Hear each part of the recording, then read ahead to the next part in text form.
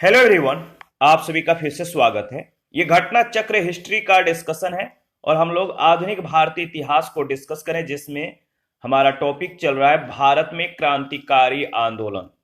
देखिए, इससे पहले वाले सेशन में प्रश्न संख्या 39 तक ऑलरेडी कंप्लीट कर लिया था। आज का जो सेशन है 39 के बाद से स्टार्ट करेंगे। डिस्कशन को स्टार्ट करने से पहले मैं बता दूं कि इसका पीडीएफ अवेलेबल है। अगर आपको पीडीएफ चाहिए तो Telegram channel, Telegram quiz group या चैनल के कम्युनिटी बॉक्स में जाइए, वहां पर इसके रिगार्डिंग में इंफॉर्मेशन को अपडेट कर दिया गया है। तो चलिए स्टार्ट करते हैं। अगर बात करें तो निम्न में से कौन एक 39 को भी एक बार देख लेते हैं। निम्न में से कौन एक 1924 के कानपुर षड्यंत्र मामले में शामिल नहीं थे? कौन एक 1924 के कानपुर षड्यंत्र मामले में शामिल नहीं थे? तो एम ए अंसारी इसका सही जवाब हो जाएगा, डी ऑप्शन। देखिए, कम्युनिस्ट आंदोलन की शक्ति एवं बढ़ते प्रभाव को रोकने के लिए कानपुर में एक षड्यंत्र को आधार बनाकर कुछ कम्युनिस्टों पर मुकदमा चलाया गया। कुछ कम्युनिस्ट पर मुकदमा चलाया गया। यह मुकदमा कानपुर षड्यंत्र के नाम से प्रसिद्ध है। इसमें एम एन राय, श्रीपाद अमृत डांगे, नलिनी गुप्ता, मुजफ्फर अहमद, शौकत उस्मानी, गुलाम शौकत हुसैन, रामचरण लाल शर्मा और सिंगार वेलू चेटियार पर मुकदमा चला। 40 नंबर है, किसने कहा था दरो दीवार पे हसरत की नजर करते हैं, खुश रहो अहले वतन हम तो सफर करते हैं। यह कथन किनका है? दरो दीवार पे हसरत की नजर करते हैं, खुश रहो अहले वतन हम तो सफर करते हैं। सही जवाब हो जाएगा वाजिद अली शाह ने, यानी डी ऑप्शन बिल्कुल करेक्ट ऑप्शन है। उपयुक्त पंक्ति अवध के आखिरी नवाब वाजिद अली शाह की है। भारतीय क्रांतिकारियों के द्वारा इस नज्म का प्रयोग जेल में बंदी रहने के दौरान फांसी दिए जाने पर किया गया था। 41 है, हिंदुस्तान सोशलिस्ट रिपब्लिकन एसोसिएशन गठित की गई थी। हिंदुस्तान सोशलिस्ट रिपब्लिकन एसोसिएशन गठित की गई थी चंद्रशेखर आजाद के द्वारा। सी ऑप्शन बिल्कुल करेक्ट ऑप्शन है। तो सी ऑप्शन करेक्ट ऑप्शन है। सितंबर 1928 में चंद्रशेखर आजाद के नेतृत्व में दिल्ली के फिरोज शाह कोटला मैदान में हिंदुस्तान सोशलिस्ट रिपब्लिकन एसोसिएशन की स्थापना हुई। इसका उद्देश्य भारत में एक समाजवादी गणतंत्रवादी राज की स्थापना करना था। साइमन कमीशन के विरोध के समय लाला लाजपत राय पर लाठियों से प्रहार करने वाले सहायक पुलिस अधीक्षक सैंडर्स की दिसंबर 1928 में भगत सिंह, चंद्रशेखर आजाद और राजगुरु के द्वारा हत्या कर इस संगठन की पहली क्रांतिकारी गतिविधि थी। हत्या कर दी गई थी और हत्या इस संगठन की पहली क्रांतिकारी गतिविधि थी। HSRA के दो सदस्य भगत सिंह, यानी हिंदुस्तान सोशलिस्ट रिपब्लिकन एसोसिएशन के दो सदस्य भगत सिंह और बटुकेश्वर दत्त ने 8 अप्रैल 1929 को केंद्रीय विधानमंडल में उस समय बम फेंका जब ट्रेड डिस्प्यूट बिल और सेफ्टी बिल पर बहस चल रही थी। इसका उद्देश्य सरकार को डराना मात्र था। 42 है, भगत सिंह ने सेंट्रल असेंबली में बम फेंका था। भगत सिंह ने सेंट्रल असेंबली में बम फेंका था बटुकेश्वर दत्त के साथ, यानी सी ऑप्शन बिल्कुल करेक्ट ऑप्शन है। 43 है, हिंदुस्तान सोशलिस्ट रिपब्लिकन एसोसिएशन की स्थापना कब हुई? हिंदुस्तान सोशलिस्ट रिपब्लिकन एसोसिएशन की स्थापना हुई, बताइए। सही जवाब है, अगर बात करें तो सही जवाब है 1928 में। डी ऑप्शन बिल्कुल करेक्ट ऑप्शन है। 44 है, निम्नलिखित में से किसने बहरी ब्रिटिश सरकार को सुनाते हुए केंद्रीय विधानसभा में 8 अप्रैल 1929 को बम फेंका था? 8 अप्रैल 1929 को। तो अगर बात करें तो भगत सिंह और बटुकेश्वर दत्त, यानी डी ऑप्शन 1 और 4।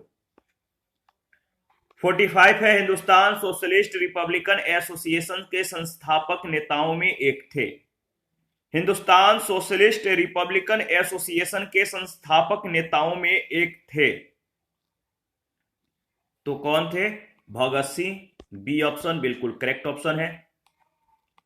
इसके बाद अगर बात करें तो विजय सिंह, शिव वर्मा, जयदेव कपूर, भगत सिंह, भगवती चरण वोहरा, सुखदेव ने चंद्रशेखर आजाद के नेतृत्व में एचआरए को पुनः संगठित करने का कार्य शुरू किया। सितंबर 1928 में फिरोज शाह कोटला मैदान में चंद्रशेखर आजाद के नेतृत्व में एक बैठक हुई जिसमें एचआरए का नाम बदलकर हिंदुस्तान सोशलिस्ट रिपब्लिकन एसोसिएशन रखा गया। इसका मुख्य उद्देश्य भारत में समाजवादी गणतंत्रवादी राज की स्थापना करना था। 46 है, किसने सचिंद्र सान्याल के द्वारा स्थापित हिंदुस्तान रिपब्लिकन एसोसिएशन का नाम बदलकर हिंदुस्तान सोशलिस्ट रिपब्लिकन एसोसिएशन कर दिया था? किसने सचिंद्र सान्याल के द्वारा स्थापित हिंदुस्तान रिपब्लिकन एसोसिएशन का नाम बदलकर हिंदुस्तान सोशलिस्ट रिपब्लिकन एसोसिएशन कर दिया था? तो इसका सही जवाब हो जाएगा चंद्रशेखर आजाद, डी ऑप्शन बिल्कुल करेक्ट ऑप्शन है। 47 है, 1928 में हिंदुस्तान सोशलिस्ट रिपब्लिकन एसोसिएशन की स्थापना कहां हुई थी? 1928 में हिंदुस्तान सोशलिस्ट रिपब्लिकन एसोसिएशन की स्थापना कहां हुई थी? इसका सही जवाब है दिल्ली में, यानी बी ऑप्शन। 48, हिंदुस्तान समाजवादी प्रजातंत्र संघ के संस्थापक कौन थे? हिंदुस्तान समाजवादी प्रजातंत्र संघ के संस्थापक कौन थे? हिंदुस्तान समाजवादी, अगर बात करें तो हिंदुस्तान समाजवादी प्रजातंत्र संघ नाम से कोई भी संस्था इतिहास में नहीं रही।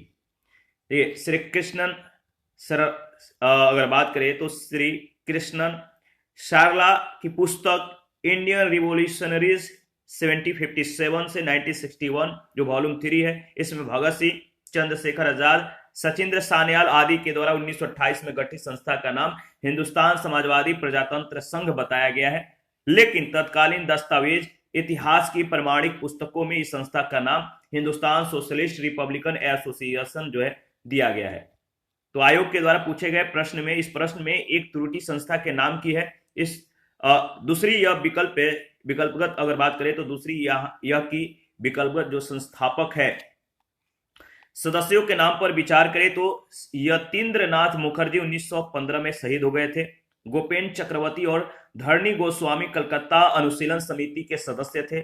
साम्यवादी आंदोलन से ये जुड़े हुए थे और मेरठ षड्यंत्र में ये अभियुक्त थे। ये दोनों एचएसआरए के सदस्य नहीं थे। व्योमेश चंद्र बनर्जी उदारवादी नेता थे, भारतीय राष्ट्रीय कांग्रेस के पहले अध्यक्ष थे और एचएसआरए के एवं संस्थापक सदस्यों की त्रुटि से कोई भी विकल्प सही नहीं है, तो याद रखिएगा। 49 है, क्रांतिकारी चंद्रशेखर आजाद को अंग्रेजों ने कैसे मार डाला था? क्रांतिकारी चंद्रशेखर आजाद को अंग्रेजों ने कैसे मार डाला था? तो इसका सही जवाब हो जाएगा मुठभेड़ में गोलियों से, सी ऑप्शन बिल्कुल करेक्ट ऑप्शन है। भगत सिंह के गिरफ्तार होने के बाद भी मशहूर क्रांतिकारी चंद्रशेखर आजाद ने क्रांतिकारी गतिविधियां जारी रखी। काकोरी षड्यंत्र केस से ही पुलिस को चकमा दे रहे आजाद लाहौर षड्यंत्र केस में भी पुलिस से बच निकले। हिंदुस्तान सोशलिस्ट रिपब्लिकन एसोसिएशन के यही एकमात्र सदस्य थे जो कभी पुलिस की गिरफ्त में नहीं आए। लेकिन 27 फरवरी 1931 को एक मुखबिर की सूचना पर पुलिस ने उन्हें इलाहाबाद के अल्फ्रेड पार्क में घेर लिया और अंतिम समय तक भारत मां के इस अमर सपूत ने बर्बर पुलिस का सामना किया और अंतिम गोली शेष रहने की स्थिति में अपनी प्राण त्याग दी। 50 नंबर है, इनकलाब जिंदाबाद का नारा किसने दिया? इनकलाब जिंदाबाद का नारा किसने दिया? तो सही जवाब हो जाएगा भगत सिंह, सी ऑप्शन बिल्कुल करेक्ट ऑप्शन है। इनकलाब जिंदाबाद का नारा मौलवी हसरत मोहानी के द्वारा लिखा गया था, जबकि भगत सिंह ने इसे नारे को जो है इस जो इनकलाब जिंदाबाद है इसको नारे के रूप में लोकप्रिय बनाया था। 51 है, प्रसिद्ध नारा इनकलाब जिंदाबाद किसने दिया था? सेम प्रश्न सेम जवाब, कुछ ही सेकंड पहले डिस्कस किया हम लोगों ने। प्रसिद्ध नारा इनकलाब जिंदाबाद किसने दिया था? तो सही जवाब हो जाएगा सरदार भगत सिंह ने, यानी बी ऑप्शन बिल्कुल करेक्ट ऑप्शन है। और इसके बाद 52 है, इनकलाब जिंदाबाद का नारा किन से जुड़ा हुआ है? इनकलाब जिंदाबाद का जो नारा है किन से जुड़ा हुआ है? तो सही जवाब हो जाएगा सरदार भगत सिंह, सी ऑप्शन बिल्कुल करेक्ट ऑप्शन है। 53 है, सरकार के विरोध में असेंबली में बम फेंकने के समय भगत सिंह की उम्र क्या थी? सरकार के विरोध में असेंबली में बम फेंकने के समय भगत सिंह की उम्र क्या थी? तो सही जवाब हो जाएगा, अगर बात करें तो 21 साल से थोड़ा ज्यादा, बी ऑप्शन 21 साल से कुछ ज्यादा उम्र के थे। भगत सिंह भारत के एक प्रमुख स्वतंत्रता सेनानी क्रांतिकारी थे। उनका जन्म सितंबर 1907 में हुआ था। भगत सिंह और बटुकेश्वर दत्त ने 8 अप्रैल 1929 को केंद्रीय विधानसभा में बम फेंका था। इस प्रकार केंद्रीय विधानसभा में बम फेंकने के समय भगत सिंह की उम्र 21 वर्ष से थोड़ा ज्यादा थी। 23 मार्च 1931 को भगत सिंह को फांसी दे दी गई। 54 है, सुखदेव, भगत सिंह और राजगुरु को किस तारीख को जो है फांसी दी गई थी? सुखदेव, भगत सिंह और राजगुरु को किस तारीख को जो है फांसी दी गई थी? तो सही जवाब हो जाएगा 23 मार्च 1931 को, यानी B option. Hindustan socialist Republican association के 2 सदस्य भगत सिंह और बटुकेश्वर दत्त ने 8 अप्रैल 1929 को केंद्रीय विधानसभा में बम फेंका। दोनों को गिरफ्तार कर केंद्रीय असेंबली बम कांड के अंतर्गत मुकदमा चलाया गया। बाद में इस संगठन के अन्य सदस्यों को भी गिरफ्तार कर कुल 18 क्रांतिकारियों के ऊपर लाहौर षड्यंत्र कांड के अंतर्गत मुकदमा चलाया गया। भगत सिंह, राजगुरु और सुखदेव को फांसी हुई। 23 मार्च 1931 को इन तीनों को फांसी दे दी गई। भगत सिंह का स्मारक कहां स्थित है? भगत सिंह का स्मारक कहां स्थित है? तो फिरोजपुर में, ऑप्शन ए बिल्कुल करेक्ट ऑप्शन है। फिरोजपुर में शहीद भगत सिंह स्मारक स्थित है, जहां प्रतिवर्ष 23 मार्च को हजारों लोग श्रद्धांजलि अर्पित करते हैं। 56 है, लाहौर षड्यंत्र कांड में निम्नलिखित में से किस क्रांतिकारी को फांसी नहीं हुई थी?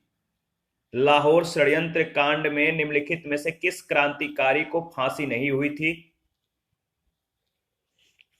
तो इसका सही जवाब हो जाएगा 56 का ऑप्शन ए बटुकेश्वर दत्त।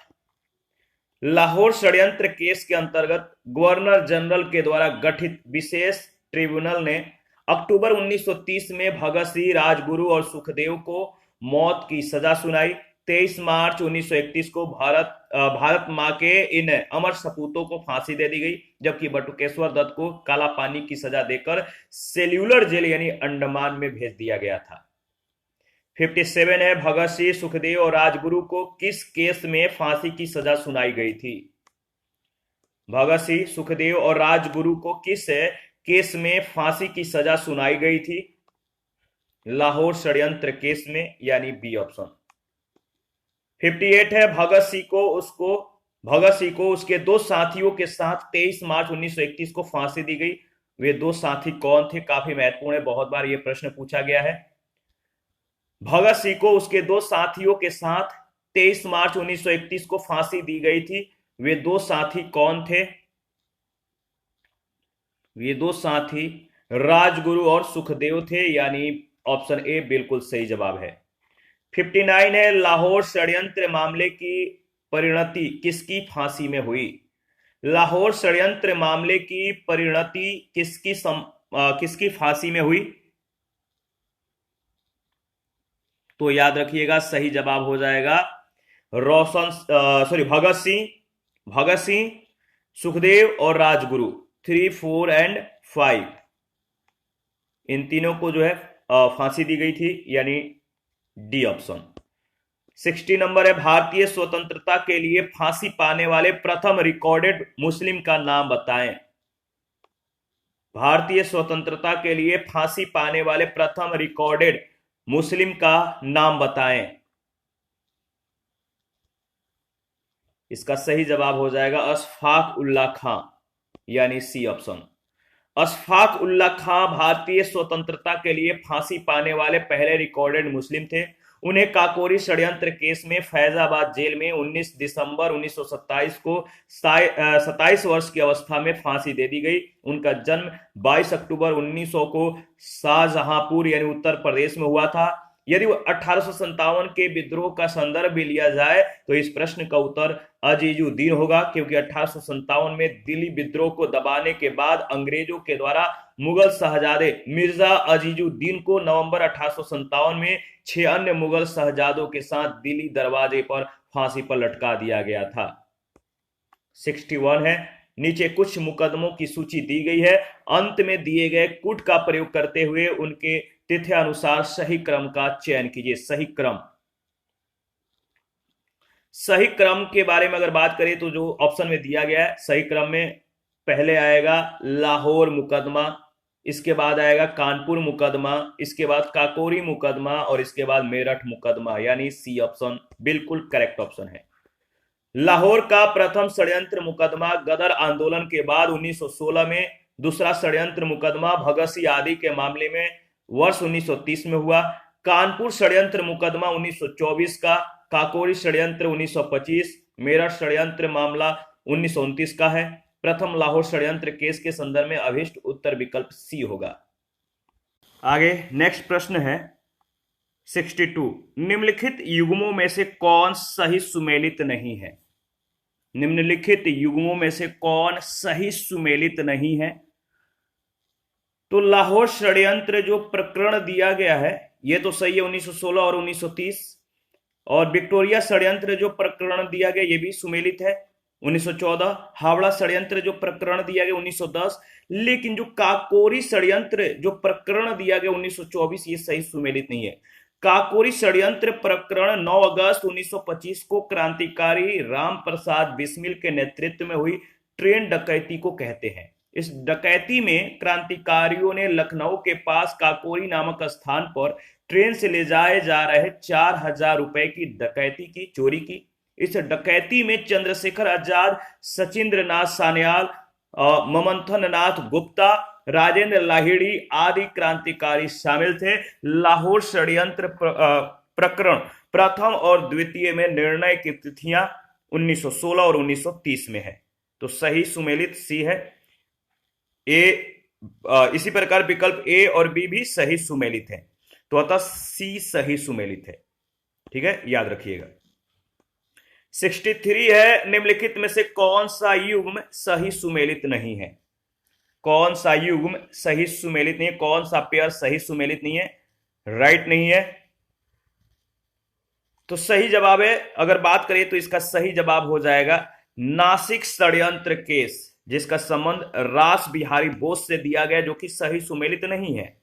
दिल्ली षड्यंत्र केस अमीर चंद, काकोरी षड्यंत्र केस अशफाक उल्लाह, लाहौर षड्यंत्र केस जतिन दास से संबंधित है, जबकि रास बिहारी बोस का संबंध दिल्ली षड्यंत्र केस से था। वे गिरफ्तारी से बचने के लिए जापान चले गए थे, इसीलिए विकल्प डी सही उत्तर होगा। 64 है, सूची 1 सूची 2 के साथ मिलान करना है, तो चलिए मिलान करते हैं। हावड़ा षड्यंत्र केस, हावड़ा षड्यंत्र केस जो है इसका संबंध किनसे है? तो जतींद्रनाथ मुखर्जी। लाहौर षड्यंत्र केस का जो संबंध है किनसे है? राजगुरु। दिल्ली षड्यंत्र केस का संबंध किनसे है? मास्टर अमी चंद यानी अमीर चंद। और अलीपुर षड्यंत्र केस का जो संबंध है किनसे है? अरविंद घोष। तो याद रखिएगा सही मिलान हो जाएगा, सी ऑप्शन में दिया गया है। दोबारा से इसको रिवाइज करेंगे ताकि आपको अच्छे से याद हो जाए। हावड़ा षड्यंत्र केस का संबंध जतींद्रनाथ मुखर्जी से है। लाहौर षड्यंत्र केस राजगुरु, दिल्ली षड्यंत्र केस मास्टर अमीन चंद, ठीक है, और अलीपुर षड्यंत्र केस का संबंध अरविंद घोष से है। 65 है, मुजफ्फर अहमद, एस ए डांगे, शौकत उस्मानी, नलिनी गुप्ता किस षड्यंत्र के लिए कैद किए गए थे? मुजफ्फर अहमद, एस ए डांगे, शौकत उस्मानी और नलिनी गुप्ता किस षड्यंत्र के लिए कैद किए गए थे? तो सही जवाब हो जाएगा 65 का, बताइए, कानपुर बोल्शेविक षड्यंत्र कांड, यानी सही जवाब है डी ऑप्शन। 20वीं सदी के तीसरे दशक में भारत में वामपंथी विचारधारा ने जोर पकड़ा तो सरकार ने दमन का सहारा लिया। वामपंथी नेताओं को जेल में डाला जाने लगा। इसी के तहत 1924 में कानपुर में श्रीपाद अमृत डांगे, मुजफ्फर अहमद, नलिनी गुप्ता, शौकत उस्मानी को कानपुर बोल्शेविक षड्यंत्र के मुकदमे में फंसाकर जेल में डाला गया। इन चारों को 4-4 साल की जो है कैद की सजा हुई। 66 है, निम्नलिखित में से किसने प्रसिद्ध चटगांव शस्त्रागार धावा आयोजित किया था? किसने प्रसिद्ध चटगांव शस्त्रागार धावा आयोजित किया था? तो जे.एम. सेनगुप्त। जे.एम. सेनगुप्त। चटगांव शस्त्रागार धावे को मास्टर दा के नाम से प्रसिद्ध सूर्यसेन ने आयोजित किया था। सूर्यसेन ने बंगाल में इंडियन रिपब्लिकन आर्मी की स्थापना की थी। इसके सदस्यों में अनंत सिंह, अंबिका चक्रवर्ती, लोकीनाथ प्रीति वाडेदार, गणेश घोष, कल्पना दत्त, आनंद गुप्त, टेगराबल प्रमुख थे। 18 अप्रैल 1930 को सूर्यसेन ने अंग्रेजों के विरुद्ध युद्ध की घोषणा की। सूर्यसेन के नेतृत्व में आईआरए के सदस्यों ने चटगांव शस्त्रागार पर आक्रमण कर हथियारों पर कब्जा कर लिया। 22 अप्रैल 1930 को आईआरए के सदस्यों और सेना के बीच संघर्ष हुआ, जिसमें 80 सैनिक और 12 क्रांतिकारी मारे गए। 16 फरवरी 1933 को सूर्यसेन को गिरफ्तार कर लिया गया, उनके ऊपर मुकदमा चला। 12 जनवरी 1934 को उन्हें फांसी दे दी गई। 67 है, चटगांव शस्त्रागार धावे से कौन संबंधित है? चटगांव शस्त्रागार धावे से कौन संबंधित है? तो इसका सही जवाब हो जाएगा 67 का सही जवाब हो जाएगा डी ऑप्शन, सूर्यसेन, याद रखिएगा। और 68 का प्रश्न संख्या 68 में पूछा गया, चटगांव शस्त्र छापामारी की योजना बनाई गई थी। चटगांव शस्त्र छापामारी की योजना बनाई गई थी किसके द्वारा? सही जवाब है सूर्यसेन के द्वारा, ऑप्शन ए बिल्कुल करेक्ट ऑप्शन है। 69, चटगांव आर्मरी रेड से इनमें से कौन संबंधित था? चटगांव आर्मरी रेड से इनमें से कौन संबंधित था? तो सूर्यसेन, ऑप्शन ए बिल्कुल करेक्ट ऑप्शन है। 70 है, स्वतंत्रता संग्राम के सबसे कम आयु के शहीद थे। सबसे कम एज के जो शहीद हुए थे, शहीद थे, उनका नाम क्या था?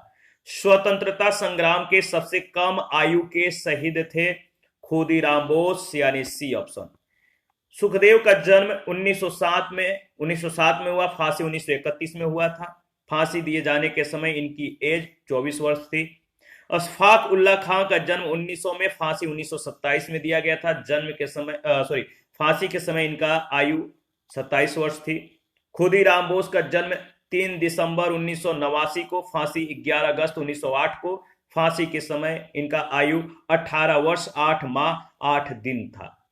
हेमुक कालड़ी का जन्म 23 मार्च 1923 को, फांसी 21 जनवरी 1943। फांसी के समय आयु 19 वर्ष 9 माह 28 दिन, याद रखिएगा। इसके बाद आगे बढ़ते हैं नेक्स्ट प्रश्न संख्या 71। सूची 1 को सूची 2 से सुमेलित कीजिए। देखिए, अभिनव भारत है, अभिनव भारत समाज, इनका संबंध किनसे था? तो अभिनव भारत समाज वीडी सावरकर। अनुशीलन समिति का संबंध है अरविंद घोष से, अरविंद घोष।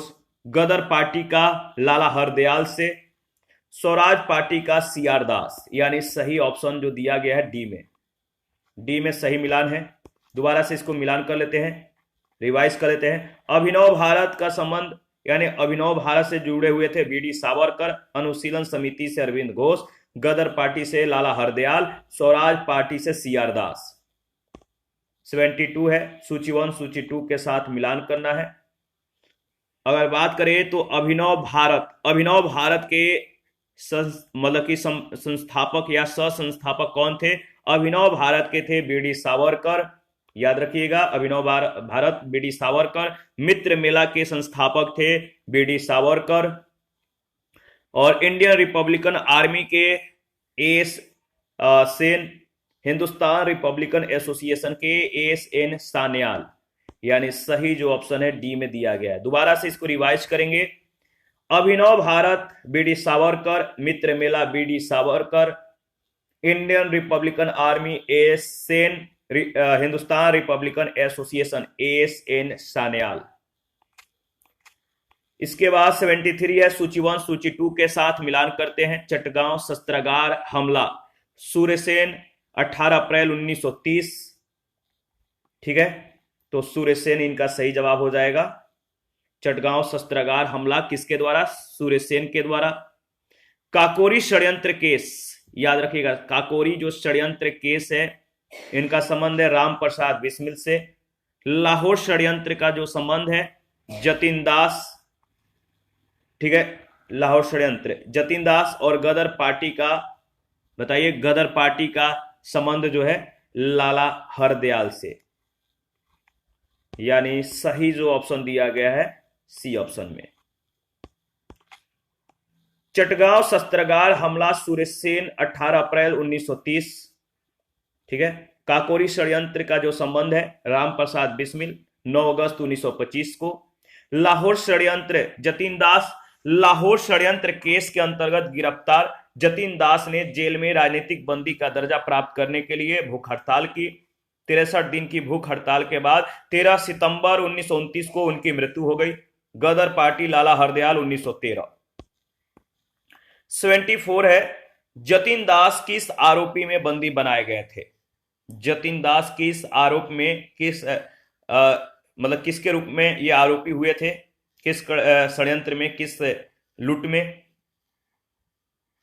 तो अगर बात करें तो जतिन दास किस आरोप में बंदी बनाए गए थे? तो लाहौर षड्यंत्र में, सी ऑप्शन। 75 है, जेल में भूख हड़ताल के कारण जिस स्वतंत्रता संग्राम सेनानी की मृत्यु हुई वह कौन थे? जेल में भूख हड़ताल के कारण जिस स्वतंत्रता संग्राम सेनानी की मृत्यु हुई वह था, कौन था? नाम याद रखिएगा, जतिन दास थे, सी ऑप्शन। प्रश्न संख्या नेक्स्ट 76 में आपको सूची 1 सूची 2 के साथ मिलान करना है। जतिन दास का संबंध किससे है? जतिन दास ने भूख हड़ताल किया था। चंद्रशेखर आजाद का जो संबंध है, ये मुठभेड़ के दौरान इनकी मृत्यु हुई। भगत सिंह का जो संबंध है किनसे है? यानी भगत सिंह को फांसी दी गई थी। और कल्पना दत्त, इनको आजीवन कारावास मिला था। यानी सही ऑप्शन हो जाएगा बी में दिया गया है। जतिन दास भूख हड़ताल, चंद्रशेखर आजाद मुठभेड़ के दौरान इनकी मृत्यु, भगत सिंह को फांसी, कल्पना दत्त को आजीवन कारावास। 77 सूची 1 सूची 2 के साथ मिलान करना है। तो चलिए मिलान करते हैं। चटगांव आर्मरी रेड का संबंध किनसे है? तो कल्पना दत्त से है। अभिनव भारत का संबंध विनायक दामोदर सावरकर से है। अनुशीलन समिति का संबंध अरविंद घोष से है। और कूका आंदोलन गुरु रामसी से है। यानी ऑप्शन ए बिल्कुल करेक्ट ऑप्शन है। चटगांव आर्मरी रेड, कल्पना दत्त सूर्यसेन के साथ गिरफ्तार हुई, उन्हें आजीवन कारावास की सजा मिली। अभिनव भारत का संबंध विनायक दामोदर सावरकर से है। अनुशीलन समिति का संबंध अरविंद घोष से है। कूका आंदोलन का गुरु रामसी से है। आगे बढ़ते हैं नेक्स्ट 78 नंबर। काकोरी केस के अभियुक्तों के बचाव के लिए किसकी अध्यक्षता में एक समिति का गठन हुआ था? काकोरी केस के जो आरोपी थे, जो अभियुक्त थे, किसकी अध्यक्षता में एक समिति का गठन हुआ था? तो गोविंद वल्लभ पंत के अध्यक्षता में, B option. Hindustan Republican association के संस्थापक सदस्यों में से एक तथा काकोरी कांड में आजीवन कारावास से दंडित श्री योगेंद्र चंद्र चटर्जी ने अपनी आत्मकथा इन सर्च ऑफ फ्रीडम में स्पष्ट लिखा कि पंडित मोतीलाल नेहरू ने पंडित गोविंद वल्लभ पंत के नेतृत्व में काकोरी कांड बचाव समिति का गठन किया था। पत्र सूचना कार्यालय यानी पीआईबी की वेबसाइट पर प्रस्तुत शंकर नारायण राव के आलेख में उल्लेखित है कि मुख्य मुकदमे में बचाव समिति के अध्यक्ष पंडित मोतीलाल नेहरू थे। यहाँ हम श्री चटर्जी की पुस्तक को प्राथमिकता स्रोत या प्राथमिक मानते हुए प्राथमिकता देते हुए इस स्रोत को बी उत्तर को जो है मतलब कि सही मानेंगे, तो याद रखिएगा। 79 है, सूची 1 सूची 2 के साथ आपको मिलान करना है, तो चलिए मिलान करते हैं। 79 में रिवोल्ट ग्रुप के संस्थापक कौन थे? रिवोल्ट ग्रुप सुरेश सेन थे। हिंदुस्तान रिपब्लिकन एसोसिएशन के संस्थापक कौन थे? हिंदुस्तान रिपब्लिकन एसोसिएशन, तो Ram Prasad Bismil. Hindustan socialist Republican Association, Hindustan socialist Republican Association, Chandrashekhar Azad. Punjab Naujawan Bharat सभा, पंजाब नौजवान भारत सभा का संबंध जो है भगत सिंह से है, तो याद रखिएगा। सही जो विकल्प हो जाएगा वो डी ऑप्शन है। दोबारा से इसको रिवाइज करेंगे। रिवोल्ट ग्रुप का संबंध सुरेश सेन से है, हिंदुस्तान रिपब्लिकन एसोसिएशन का राम प्रसाद बिस्मिल से है, हिंदुस्तान सोशलिस्ट रिपब्लिकन एसोसिएशन का चंद्रशेखर आजाद से है, पंजाब नौजवान भारत सभा का संबंध भगत सिंह से है। इसके बाद बंगाल में देखिए, अगर बात करें तो बंगाल में चटगांव क्रांतिकारी आंदोलन को चलाने का श्रेय मास्टर सुरेश सेन को है। उन्होंने रिवोल्ट ग्रुप की स्थापना की। राम प्रसाद बिस्मिल हिंदुस्तानी गणतांत्रिक संघ के संस्थापक सदस्य थे।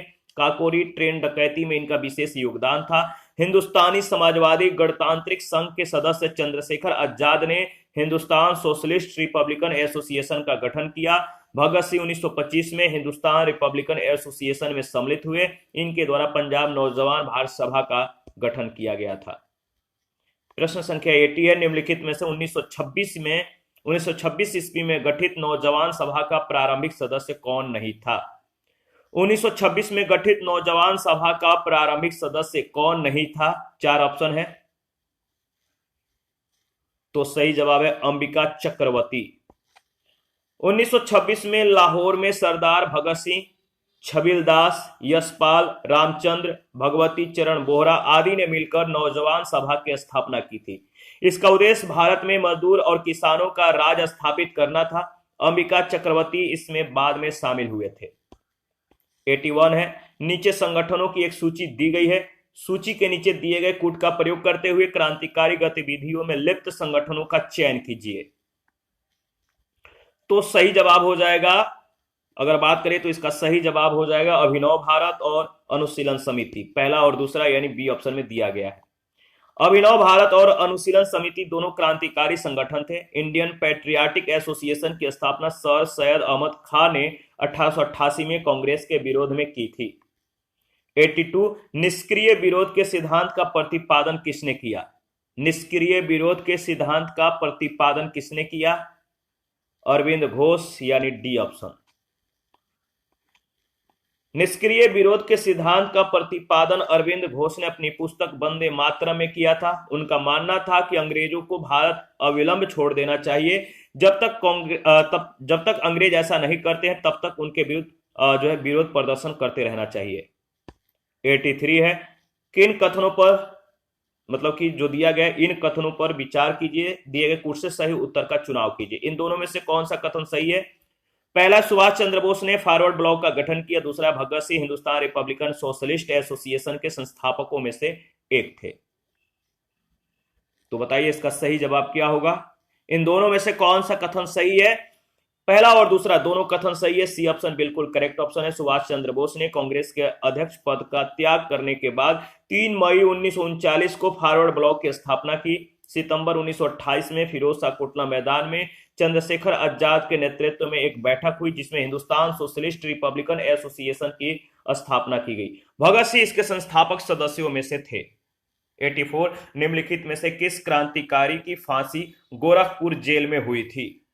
किस क्रांतिकारी की फांसी गोरखपुर जेल में हुई थी? सही जवाब है राम प्रसाद बिस्मिल, ऑप्शन ए बिल्कुल करेक्ट ऑप्शन है। काकोरी कांड 9 अगस्त 1925 को गठित हुआ। इस घटना में कुल 29 भारतीय क्रांतिकारी पकड़े गए। इनमें राम प्रसाद बिस्मिल, अशफाक उल्ला खां, रोशन सिंह, राजेंद्र लाहिड़ी आदि पर मुकदमा चलाकर फांसी दे दी गई। इनमें राम प्रसाद बिस्मिल को फांसी गोरखपुर जेल में दी गई, राजेंद्र लाहिड़ी को गोंडा में जो है, रोशन सिंह को इलाहाबाद में और अशफाक उल्ला खां को फैजाबाद में फांसी दी गई थी। 85 काकोरी षड्यंत्र केस में प्रधान आरोपी पंडित राम प्रसाद बिस्मिल को उत्तर प्रदेश के किस शहर में फांसी दी गई थी? काकोरी षड्यंत्र केस में प्रधान आरोपी पंडित राम प्रसाद बिस्मिल को उत्तर प्रदेश के किस शहर में फांसी दी गई थी? तो याद रखिएगा गोरखपुर यानी बी ऑप्शन। इसके बाद अगर बात करें तो 86 है, निम्नलिखित में से किस कारागार में पंडित राम प्रसाद बिस्मिल को फांसी दी गई थी? किस कारागार में, किस मतलब कि जेल में पंडित राम प्रसाद बिस्मिल को फांसी दी गई थी? तो गोरखपुर। 87 निम्नलिखित में से किस क्रांतिकारी नेता ने कलकत्ता के क्रूर पुलिस कमिश्नर चार्ल्स टेगार्ट की हत्या का प्रयास किया था? चार्ल्स टेगार्ट की, तो गोपीनाथ साहा। 12 जनवरी 1924 को कलकत्ता के चौरंगी रोड पर गोपीनाथ साहा नामक भारतीय क्रांतिकारी नेता ने कलकत्ता के क्रूर पुलिस कमिश्नर चार्ल्स टेगार्ट की हत्या करने का असफल प्रयास किया था। दुर्भाग्य से एक अंग्रेज नागरिक अर्नेस्ट डे को गोली लग गई और चार्ल्स टेगार्ट 1923 से 1931 के बीच कलकत्ता में पुलिस कमिश्नर था। 88 है, निम्नलिखित में से किस महिला क्रांतिकारी ने दीक्षांत समारोह में अपनी उपाधि ग्रहण करते समय अंग्रेज गवर्नर पर गोली चलाई थी? किस महिला क्रांतिकारी ने दीक्षांत समारोह में अपनी उपाधि ग्रहण करते समय अंग्रेज गवर्नर पर गोली चलाई थी? वो क्रांतिकारी महिला थी बीना दास, सी ऑप्शन।